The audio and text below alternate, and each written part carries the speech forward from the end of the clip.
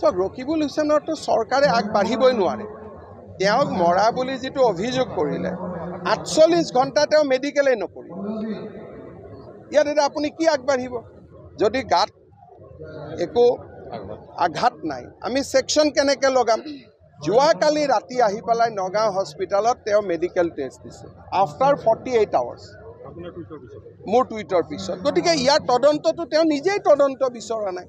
তেওঁ যদি তদন্ত বিচাৰিলেহেঁতেন প্ৰথম থানাত আহিলেহেঁতেন, এজাহাৰ দিছে 24 ঘণ্টা পিছত, মেডিকেল এক্সামিনেশ্যন কৰিছে 48 ঘণ্টা পিছত। সেইটো কেছ কোৰ্টততো যাবই নোৱাৰে। সেইটো কেছতো তদন্ত কৰিবলগীয়া একোৱেই নাই।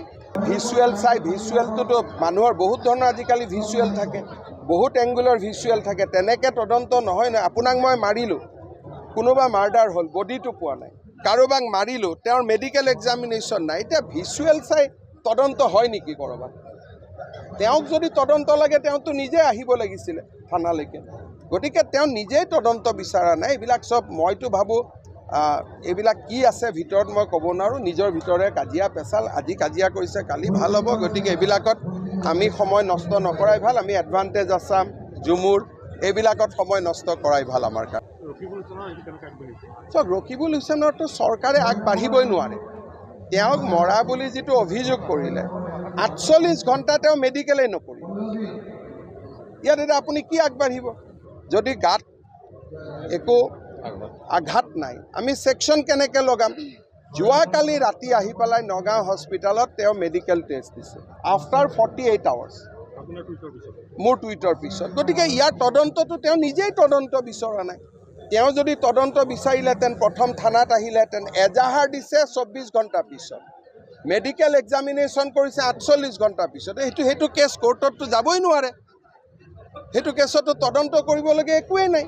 ভিজুৱেল চাই ভিজুৱেলটোতো মানুহৰ বহুত ধৰণৰ আজিকালি ভিজুৱেল থাকে, বহুত এংগুলৰ ভিজুৱেল থাকে, তেনেকৈ তদন্ত নহয় নহয়। আপোনাক মই মাৰিলোঁ, কোনোবা মাৰ্ডাৰ হ'ল, বডিটো পোৱা নাই, কাৰোবাক মাৰিলোঁ, তেওঁৰ মেডিকেল এক্সামিনেশ্যন নাই, এতিয়া ভিজুৱেল চাই তদন্ত হয় নেকি ক'ৰবাত? তেওঁক যদি তদন্ত লাগে তেওঁতো নিজে আহিব লাগিছিলে থানালৈকে। গতিকে তেওঁ নিজেই তদন্ত বিচৰা নাই। এইবিলাক চব মইতো ভাবোঁ এইবিলাক কি আছে ভিতৰত মই ক'ব নোৱাৰোঁ। নিজৰ ভিতৰে কাজিয়া পেচাল, আজি কাজিয়া কৰিছে কালি ভাল হ'ব। গতিকে এইবিলাকত আমি সময় নষ্ট নকৰাই ভাল। আমি এডভান্টেজ আছাম, ঝুমুৰ এইবিলাকত সময় নষ্ট কৰাই ভাল আমাৰ কাৰণে। अन्नपूर्णा काव घी देश के हर एक खाने को लजीज बनाता है।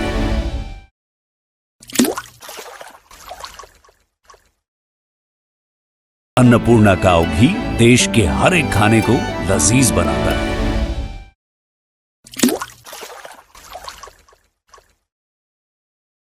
अन्नपूर्णा काव घी देश के हर एक खाने को लजीज बनाता है।